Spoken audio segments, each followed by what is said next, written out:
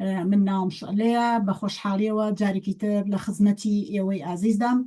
بۆ پێشکەشکردنی وێبناری ئەم شەومان پێنجشەممە 6 خاکەلێوەی 2726 کوردیە بەرامبەرە بە 6 مارتی 2026 زاینی. بابەتی ئەم شەومان لەم وێبنارەدا کاتێک لە ناوچەکەدا ڕۆژهەڵاتی ناوین لە ناو جەرگەی گۆڕانکاریە خێراییەکاندایە و نەخشەی هاوپەیمانیەکان سەر لە نوێدا دەڕێژرێتەوە، دۆزی کورد لە کوردستاندا جارێکی تر کەوتۆتەوە ژێر ململانەی نێودەوڵەتیەکان. بابەتی ئەم شەومان دەربارەی پرسی کورد لە هاوکێشە نوێیەکانی ناوچەکەدا، واتە لەم جەنگەدا کورد لەکوێی نەخشە ڕێگای گۆڕانکاریەکانی ڕۆژهەڵاتی ناویندایە. ئایا ئەمە دەستپێکی قۆناغێکی نوێیە لە بەردەم وەرچەرخانێکی مێژوویدا؟ بابەتی دووەمان بێلایەنی کورد دەتوانێت وەکلیلی سەقامگیری لە ناوچەکەدا دەربکەوێت و دەتوانێت داوای گەرنتی سیاسی لە کۆمەڵگەی نێودەوڵەتی بکات. لەگەڵمان بن بۆ گفتوگۆیەکی کراوە لەگەڵ کاک ڕەحیم ڕەشیدی کە ناسراو بە مستەر کورد، ڕۆژنامەنووس و بەرپرسی ئۆفیسی پەیوەندیە نێونەتەوەییەکانی کۆنفدراسیۆنی ڕەوەندی کوردستانی و ئەندامی ئەنیستیتویتی گۆڵد بۆ استراتیژی نێودەوڵەتی. بەڕێز کاک ڕەحیم، سی خولەکاتان هەیە، بفەرمون بۆ بابەتەکەتان. فەرموو مایکەکەشت بکەرەوە.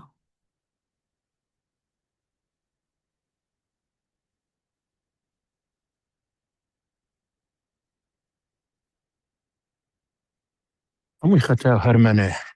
دایخستووە. سڵاو ڕێزمە شعلە خانم، زۆر سپاس. بۆ من شەرەفێکی مەزنە لە خزمەتتاندا بم و دەکەم لە هەموو بەشداروانی بەڕێز لە سەرۆکی کۆنفدراسیۆن و لە جێگرانی سەرۆک کۆندامانی دەستەی بەڕێوەبەری و هەموو بەشداروانی بەڕێز لە سمیناری ئەوڕۆدا ببورن. من لە ناو کۆنگرێسی ئەمریکاوە قسەتان لەگەڵ دەکەم بەهۆی جیاوازی کاتۆ لای من سەیدوانی وەڕۆیە بەڕاستی چەندی دار و کۆبوونەوە و پێشوەختەش ناچار بووم ڕایان بگرم، بۆیە ئەگەر هێندێک جاری وایە لەوانەیە هاتوو چەوشتە هەبێ بە ئاستایی وەربگرن. لە پەیوەندی لەگەڵەوە بەتەیکە لە ئارادای من حەوت دەدەم زۆر کورتتر قسە بکەم،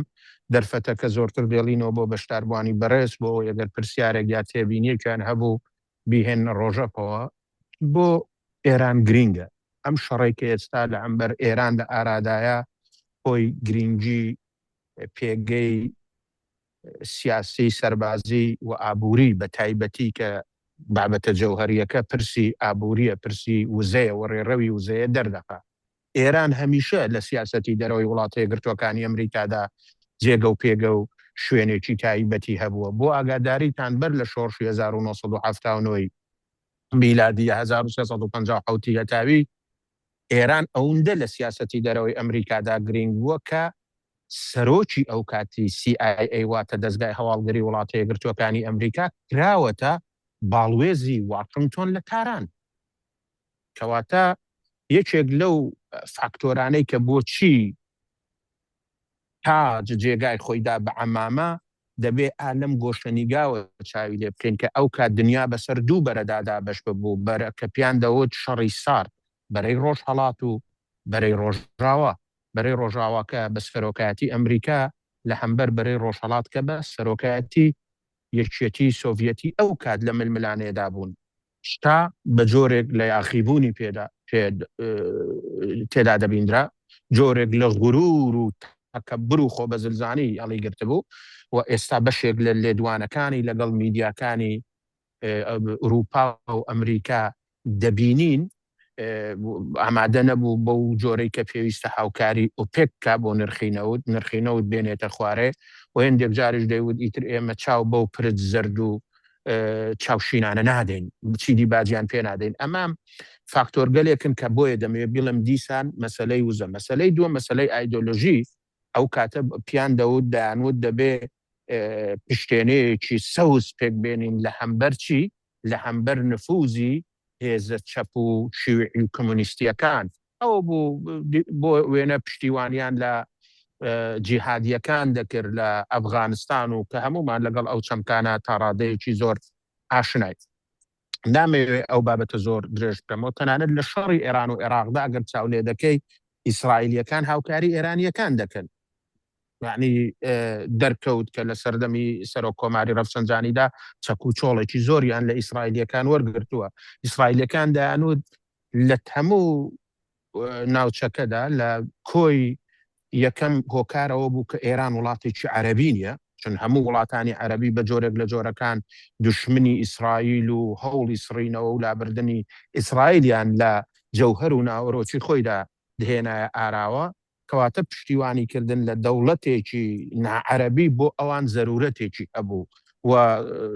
چڕکردنەوەی ئەو شەڕە و ساختکردنەوەی چەک و چۆڵیشیان کە ڕەنگە تەمەنی زۆر بەسەرچوو بێ و پێویستیان نەبێ بیکەنە پارە و بیکەنە درا و بابەتێکی دیکەی لەم بابەتە بوو بابەتێکی دیکە کە پێم خۆشە بە خێرایی ئاوا بەسەریدا تێپەڕم مەسەلەی 11 سپتەمبەر زۆرتر دوایەوەی ترەوە ئێمە دەبینین کە یەکێتی سۆڤیەت لە بەریە هەڵدەوەشێ ئەو دنیای دوو جەمسەریە کۆتایی پێدێ و یەکێک لەو فاکتۆرانەی کە ئێرانی بەهێز کردەوە کۆماری ئیسلامی ئێرانی بەهێز کردەوە مەسەلەی 11 سپتەمبەر بوو 11 سپتەمبەر لە 2001دا کاتێک بورجە دوو قولوەکانی نیویۆرک داڕمان و دڵی ئابووری جیهان و وڵاتە یەکگرتووەکانی ئەمریکا لەلایەن ئەلقاعیدەوە کرایە ئامانج ئەمریکیەکان استراتیژیستەکانیان ئەوانەی پلان و بەرنامەی درێژخایانیان دادەنا وتیان یەک ڕێگا هەیە ئەم جەنگە لە کۆمان دوور بکەینەوە ئەمریکایەکە لە دوو شەڕی جیهانیدا بەشداری چالاکانەی کردبوو بەبێ ئەوەی فیشەکێک لە وڵاتەکەی خۆیدا تەقێ یعنی شەڕەکانیش بەهۆی حزوری ئەمریکاوە یەکلا ببوونەوە بەڵام ئەمە تۆکێکی گەورە بوو لە پەیکەری کاپیتالیزم یا دەسمایهداری درا کەواتە بۆ ئەوەی ئەو شەڕە ببنەوە لە خۆیانی دوور بخەنەوە تیۆریەکیان هێنا تیۆریەکە بریتی بوو لەوەی کە دەبێ ئەو شەڕە بەرینە ماڵی خۆیان بۆ ئەوەی ئەو شەڕە بەرنە ماڵی خۆیان هاتن بەرەکانی شیعە و سوننەیان لە ناوچەکەدا بەهێز کرد پشتگیریان کردن کە ئێستا دێمە سەری یەکێک لەو فاکتۆرانەی کە ئێستا لە سیاسەتی واشنگتۆن و لە تینگتانکەکان و لە ژوورەکانی بیرکردنەوەدا قسەی لەسەر دەکرێت ئەوەی کە ڕەنگە بەرەی سوننە بەهێز بکەنەوە ئەوە دەبینی تۆریستێکی وەکو ئەحمەد شەرع کە 10 ملیۆن دۆلار پاداش هەیە بۆ ئەوەی بیگرنیا زانیاری لەسەر کۆ بکەنەوە لە سەرکردەکانی ئەلقاعیدە دوایی لە داعشە دوایی نازانم لە جبهەت النەسر و بەرەی نەسرە و ئەمانەیە دەیکەن لە سەرۆک و لە کۆشکی سپیش بەڕێزەوە شوازی و پشتیوانی لێ دەکەن و دەیهێنە کۆڕێکی ڕێکخراوی نەتۆیەکگرتووەکان و بەڕێزەوە هەڵسو کەوتی لەگەڵ دەکەن ئەوە دەبینی ئێستا باز لە دوای ئەردۆغان لە هاکان فیدان دەکرێت ئەمە ئەوە ئەو پشتیوانیە بەهێزەی کە لێرەوە بۆ محەممەد بن سەلمان دێتە ئاراوە کۆی ئەم بابەتانەمان پێ دەڵێن من بۆچی ئەمە دێنم بۆ ئەوەی بزانین کە ئێمە لەکوێی گرێچنی ئەم ڕووداوانەداین زۆر جار بۆ وێنە لە ڕۆژهەڵاتی کوردستان بازلەوە دەکرێت بۆ هێزی پێشمەرگە ناچێتەوە بۆ لە سنوورتێ ناپەڕن و فلان باشە ئەوە سعودیە و ئەوە ئیمارات و ئەوە قەتەر و دەوڵەتی سربەخۆن و خاوەن سەروەرین و سپاو فڕۆکەی F-16 و F-35 و تانک و دەبا بەو تۆپی دنیا و پارەی هەموو دنیاشانەیە تا ئێستا بەدەیان سەدان موشک و درۆنی ئێرانی کەوتووە لە خاکەکان لە خەڵکەکان لە شوێنە هەستیاری و گرنگەکانە تا ئێستان بە فەرمی نایەتونەتە ناو ئەم جەنگەوە باشە کورد چی هەیە کە بچێتە نێو ئەم جەنگەوە و بە چه پشتیوانیەک بە چه گارانتیەک مەسەلەی کۆتایی کە دەمەوێت بچمە سەر کاکڵەی باسەکە شوعلە خانم بریتیە لە 7 ئۆکتۆبر 7 ئۆکتۆبر دوورە دیمەنی هەموو سیاسەتە جیهانیەکانی ڕوون کردەوە زۆر کەس پێیان وایە ئایا دەستگای هەواڵگری ئیسرائیل واتە موساد کە ئاگای لێ سەرکردەکانی دنیای عەرەب ئاگای لێ خامنەی کەی دەخەوێ و چی دەخوات و کەی خۆشی دەشۆرێ ئاگای لەوە نییە کە حەماس خۆی پڕچەک و چۆڵ دەکا و ئاو پەلامارە دێنێتە ئاراوە چاو لێ بکەن ئێستا غەزە بە هەموو پێوانەیەک ئایا پێش 7 ئۆکتۆبر باشتر بوو یا دوای 7 ئۆکتۆبر هەمومان ئەوانەی لایەنگر یا دژبەری ئیسرائیلن ئەوانەی لایەنگر یا دژبەری حەماسن دەڵێن پێش 7 ئۆکتۆبر لانی کەم خەڵک ئاسایشێکی هەبوو خورد و خۆراکێکی هەبوو کارەبای هەبوو هیچێک لەمانە نەما کەواتە ئەم هەنگاوە بوو بە سەرەتایەک بۆ سڕینەوەی هەموو میلیشیاکان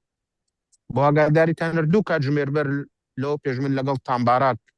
چاوم پێکەوت لە سمینارێکدا بوو کە هەرباسی لە ڕێڕەوەکانی وزە و مەسەلەی وزە لە سووریە و ئەوانە دەکردەوە و دوتیشی بەنای سەرۆکەوە دوێن پێ 3 ڕۆژ لەوە پێش لەگەڵ سەرۆکوەزیرانی کوردستان قسەم کردووە وتی زۆر بێزارین لە سیاسەتی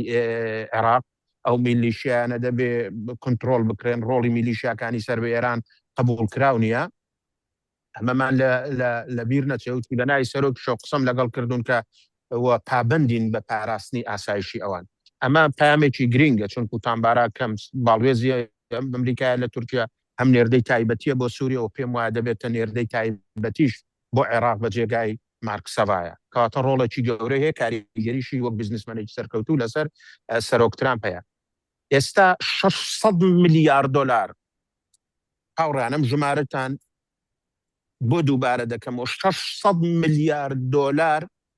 پنێلێکی ئاوی لە هێندوستانەوە لێدراوە بۆ ئیمارات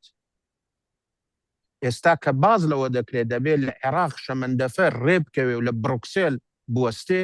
ئەم ڕێڕەوە پێویستی بە ئاسایشە تەنانەت یەکێک لەو فاکتۆرانەی کە ئێستا زۆرتر بەرچاومان ڕوون دەکاتەوە زۆر لە مێژیشە قسەی لەسەر دەکەین لە 16 ئۆکتۆبریشدا بۆ ئاگاداریتان یەکێک لە فاکتۆرە هەرە گرنگەکان ئابووری بوو هەموو حەولی دەوڵەتی عێراقوە بە پشتیوانی نارانی خەڵکی کوردستان لە ناوچەکەدا ئەوە بوو کە ئەو ڕێڕەوەی کە با بڵێ لە بەسرە و لە فاو ئەو ئاوا دەست پێ دەکات دەچێتەوە نێو جەرگەی ئوروپا نەدەبا هیچ مستەخاکێکی لە ژێر کنترۆڵی هێزی پێشمەرگەی کوردستان هەبێ چونکو کە لە ژێر کنترۆڵدا بێت دەبێت ئاسایش هەبێ کە ئاسایش هەبوو دەبێت گارانتی هەبێ کەواتە ئەم بابەتە بۆ کورد پاراستن و مان و مەوجودیەتی بۆیە هەرە شەڕە قورسەکان بردە لای مەحمودیە و ئەوەی کە دایانویست فیشخاپور و ئەوانە بگرن بەڵام ئێستا نزیکەی 150 کیلۆمیتر لەو ڕێڕەوە بەژێر دەسەڵاتی هێزی پێشمەرگەی کوردستاندا تێپەڕ دەبێت کەواتە کورد فاکتۆرە بۆچی ئەمە دەڵێم چونکو سەرکەوتنی یاشکستی کورد لە هەر پارچەیەکی کوردستان ڕاستەوخۆ و ناڕاستەوخۆ کاریگەری هەمەلایەنە لەسەر پارچەکانی دیکەدا دەنێت ئەگەر هەرێمی کوردستان نەبوایە هەرگیز ڕۆژاوە بەو شێوەیە پێش نەدەکەوت سەرەڕای هەموو بێمەیلیەکانی ڕۆژاوە بۆ یەکڕیزی و بۆ تەبایی و بۆ بەرجەستەکردنەوەی ڕۆحی کوردستانی ئەوە هەرێمی کوردستان بوو لە ڕۆژی قەیران و لە ڕۆژی فەوتانی گەلی کورد ئاڵای شکۆمەندی بەرزکردەوە و هاتە گۆڕەپانەکە و ڕاوەستا وەداکۆچی لەگەڵکردن و هەموو بە بەرچاوی دنیاوە سەرۆک بارزانی هاتە لای پاپای فاتیکان هاتە لای دەسەڵاتدارانی ئوروپایی بە بەردەوامی لەگەڵ میری قەتەر و پاشای سعودی و هەموو ئەمانە قسەی کرد بۆی گەلەکەمان لەوێت چی بێ پارێزراو بێ تووشی جنۆساید نەبێ لەگەڵ ئەمریکا و لەگەڵ هەموو لایەنەکانی دیکە ئێمە لەکوێی ئەم شەڕاداین کەواتە ڕۆژهەڵاتی ناوەڕاستی نوێ کە زۆربەی هەرە زۆری سەرچاوەکانی تا ڕادەیەکی زۆر وزەی تێدایە زۆربەی هەرە زۆری سەرچاوەکانی ئاین و شارستانیەتی مرۆڤایەتیشی تێدایە ئێستا بەهۆی ئەم هێزە دەستکردانەی کە ئێران هەمیشە پشتیوانی لێکردوون وەوتم بۆ ئەوەی شەڕی شیعە و سوننەش گەرمکەن دەبا ئێرانێکی بەهێز کە سەرکردایەتی شیعەی دەکرد ئەوە چەند ساڵێک کە حەولیاندا جەمسەرێکی دیکەی شیعە دروستکەن لە کەربەلا و با بڵێ بەجێ ئەوەی قم و مەشهەد بێ لە ڕاستیدا بیکەنە کەربەلا و نەجەف بەڵام ئێران وەها دزەی کردوتە نێو بینای دەسەڵات و ڕۆحی کولتوری عێراقیەکان کە ڕێگر بۆ لەوەی ئەوانە ببنە جەمسەرێ چۆنەوە جەمسەرێکی سوننە هەیە لە ئانکارا ئەردۆغان سەرکردایەتی دەکات جەمسەرەکەی دیکە لە ریاضە و بن سەلمان سەرکردایەتی دەکات ئێمە لەکوێی ئەم ئاڵ و گۆڕانەداین کورد بەخۆشیەوە لە ماوەی ڕابردوودا فاکتۆرێکی ئاسایش بووە یعنی ئەوەی کە پێی دەڵێن جەزیرەی ئارامیە جیاوازیەکانی پاراستووە ڕێزی لە جیاوازیەکان گرتووە ڕێزی لە پێکاتەکان کردووە هەر کەسێک پەلامار درراوە لەو ناوچەیە پەنای بۆ ژێر دەسەڵاتێکی کوردی و کوردستانی هێناوە لەوێ ئێمە ناڵین دموکراسیەکەی بەرجەستەیە وەک دموکراسی سوئیسرایە بەڵام پێگەی هەرێمی کوردستان لەگەڵ هەموو دەوڵەتانی خاوەن سەروەری ناوچەکە چەند قاد لەسەرترە کەواتە ئەمە وای کردووە کە ئەو فاکتۆرە لە زێن و بیرکردنەوەی ڕۆژاواوە واشنگتۆنیشدا بەهێز بێ کە کورد لە هەموو ناوچەکە دەتوانێت هەمان ڕۆڵ بڵێزێ، دەتوانێت هەمان دەور ببینێ کە لە باشووری کوردستان جێراوێتی تا ڕادەیەکی زۆرتر لە ڕۆژاوای کوردستان جێراوێتی. بەڵام ئەوەی کە دەبێ ئێمە چ بکەین وە لەکوێ ئەم گۆڕانکاریانەداین ڕووخانی هەر دەوڵەتێکی داگیر کرد بە تایبەتی سەرسەختترین و پیلانجێرترین دژمنی خەڵکی کوردستان لە ناوچەکەدا بێ قسە لێکردن بە پێی هەموو بەڵگەمێژویەکان کۆماری ئیسلامی ئێرانە، چونکو ئەوان ئەزمونێکی گەورە و دوور و درێژیان لەگەڵ مەسەلەی پێکاتەکان و ئیتنیک و ئەمایە. ئەوان لە ئیمپراتوریەوە هاتوون وەکو بۆ خۆیان دەڵێن ئەو بە نەخشەکان بە پلانەکان دەڵێن لەمانەندێکی ماوە کە لەوانەدا لەم ڕووداوانەش داواوێ دەچێکە کلکوگوێی ئەو پشیلەش بکرێ، چونکو ئێستا کە دووبارەکردنەوەی ئەوەیە بۆ ئاوا چڕبوونەتەوە لەسەر مەسەلەن جەزیرەی خارک، بۆ ئاوا چڕبوونەتەوە لەسەر گڕووی هورموز، چون بەشێکی زۆری وزەی دنیا لەوێ تێپەڕەبێ 90% وزە و داهاتی ئێران لە جەزیرەی خارکەوە کە ئەمن بۆ خۆم بە پێی ئەو زانیاریانەی هەما ئەمریکا ئەو دورگانە دەگرێ و ڕەنگە ئەو دورگەی ئەبوو زەبی و ئەبوو موسا ئەوانە کە پێشتر شاداگیری کردووە بدەنەوە ئەمارات و لە بەرانبەر ئەمانەدا ئەمارات ڕۆڵێکی گرنگتر و بەرچاوتر بۆ هەموو ناوچەکە بلەیزێ، کەواتە لەگەڵ کەوتنی هەر دیکتاتۆرێ گەلانی ژێرستەم گەلانی بەندکراو قازانز دەکەن. بەڵام لە کەوتنی کۆماری ئیسلامی ئێراندا ئەگەر گەلی کورد کە ئێستا بەخۆشیەوە ئێمە دەزانین 6 حیزب و ڕێکخراوی سیاسی یەکیان گرتووە بۆ پلانێکیان هێناوە تا ئاراوە بۆ پێی دەڵێن هاوپەیمانی حیزبەکانی کوردستانی ئێران. بەڵام ئەگەر ئەمە نێت لە ئاستی نێودەوڵەتیدا ڕۆڵی خۆی بلەیزێ نوێنەرایەتێکی دیپلۆماسی بەهێز نێنێتە ئاراوە و بەرچاوڕوونیەکی زۆر نەدا بە دەوڵەتانی ناوچەکە کە نابێتە کێشە و مەترسیوە گۆی لە ڕۆژاوا کردیان و دوای میلەتەکەمان بازەکەیدا.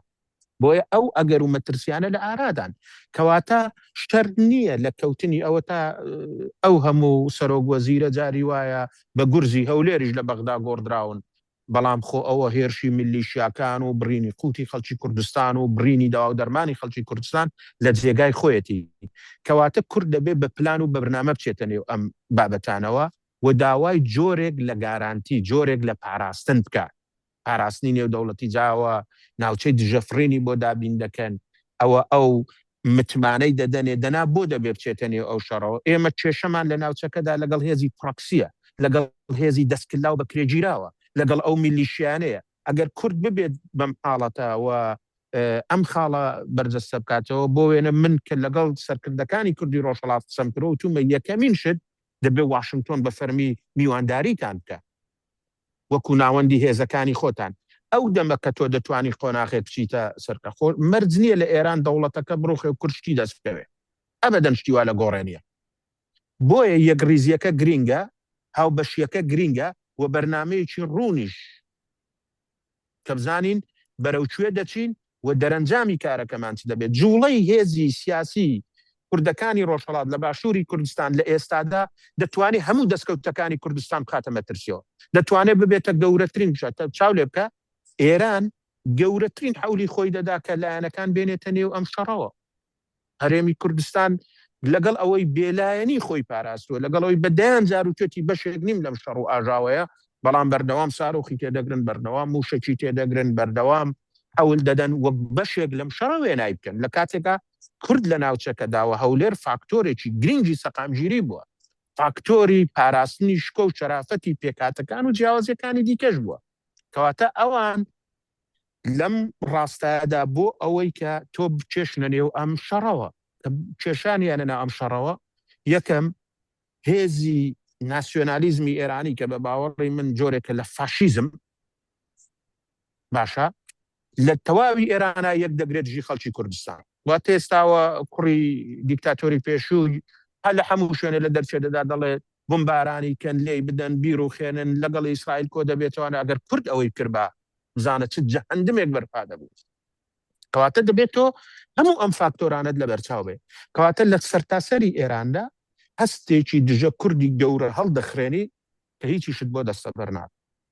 بۆ دەبێت کورد چێتە هێک بەڵێ کورد هێزی ئامادەی هەیە کورد هێزی پێشمەرگەی هەیە، کورد قوربانی داوە لە پێناوی ئازاد لەو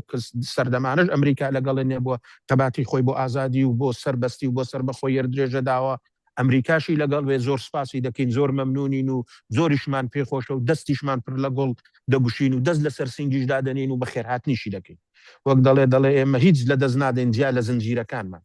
بەڵام ئەگەر تۆ بکاتە تەواسووری بەرلەشکر و سبحەینێش بێت لە کۆنگرێکی ڕۆژنامەوانیدا بڵێ وڵاوە ئێمە ئامانجەکانی خۆمان پێکا و عەلی خامنەیمان کوشت و فەرمەندە سیاسی و سەربازیەکانی ئێرانمان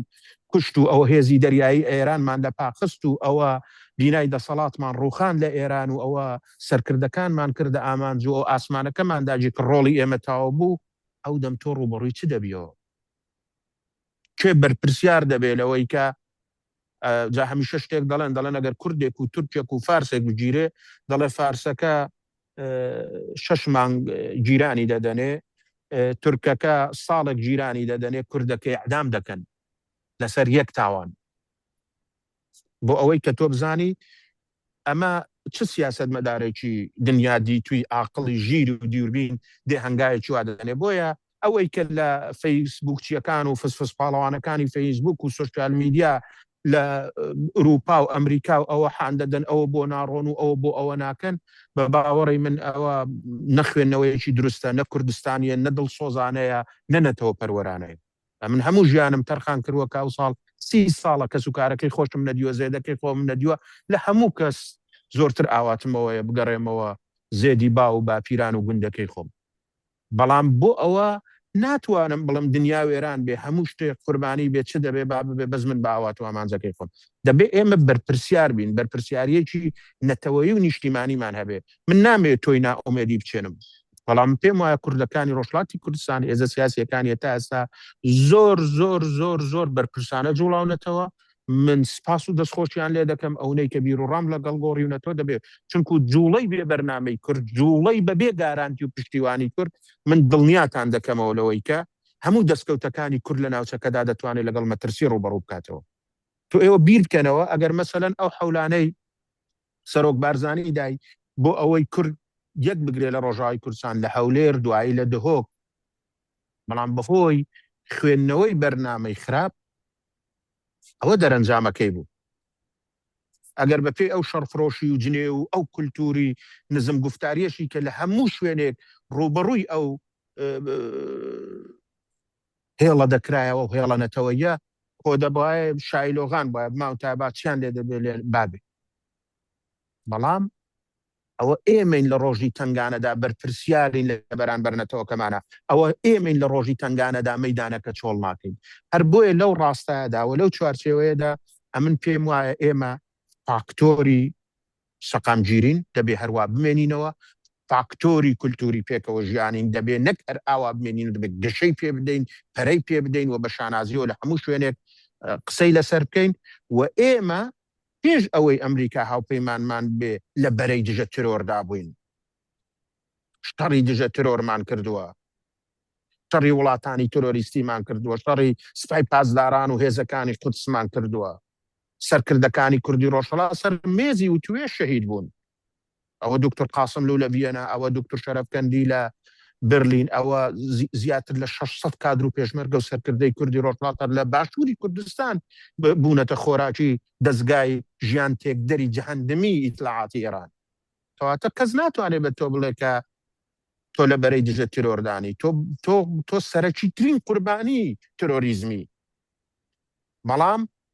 دەبێ بەرپرسیار بین، دەبێ بزانین لەم پرۆژەیەدا وەکو نەتەوەیە بۆ خەڵکی ڕۆژهەڵاتی کوردستان کە 12 تا 15 ملیۆنە چمان دەست دەکەوێت، دەتوانین چی بۆ خەڵکەکەمان دەستە بەر بکەین. ئەوەیە لەو چوارچێوەیەدا دەچینە پێشێ و پێشم وایە لە پرۆژەی ڕۆژهەڵاتی ناوەڕاستی نوێدا کورد ئەنگاوی گەورەتر بەرەو پێشەوە دەنێ، بەبێ ئەوەی پێویست ناکە ئەوەی کە ئێستا ڕوودەدا دەڵێ بەدەستی ئێمە نییە بەڵام بە دڵی ئێمەیە.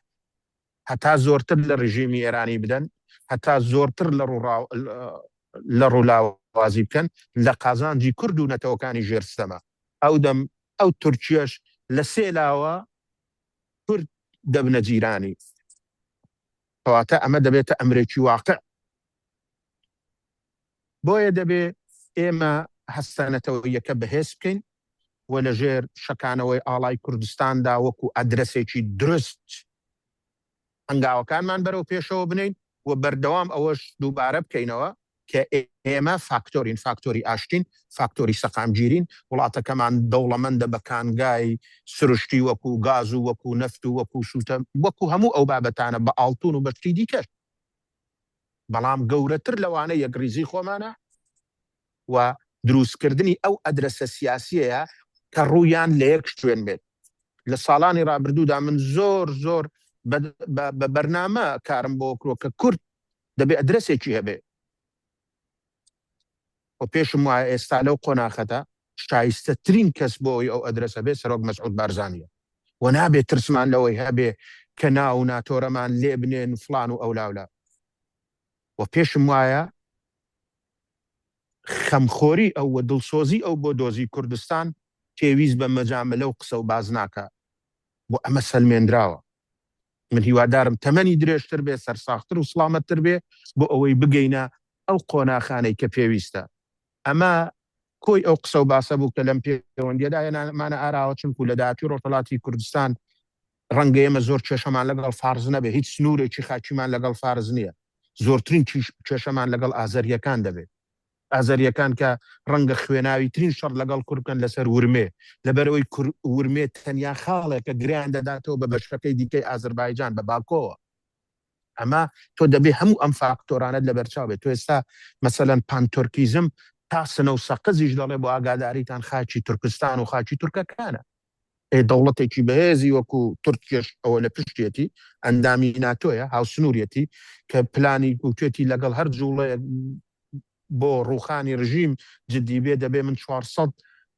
کیلۆمتری چوارگۆژە داگیر بکەم بۆ ئەوەی نێڵم ڕێڕەوی پەنابەران ڕوو لەوێ بکەن کە ڕەنگە لەو دابشکاریەی ئێراندا کە بیکەنە سێ قۆناغ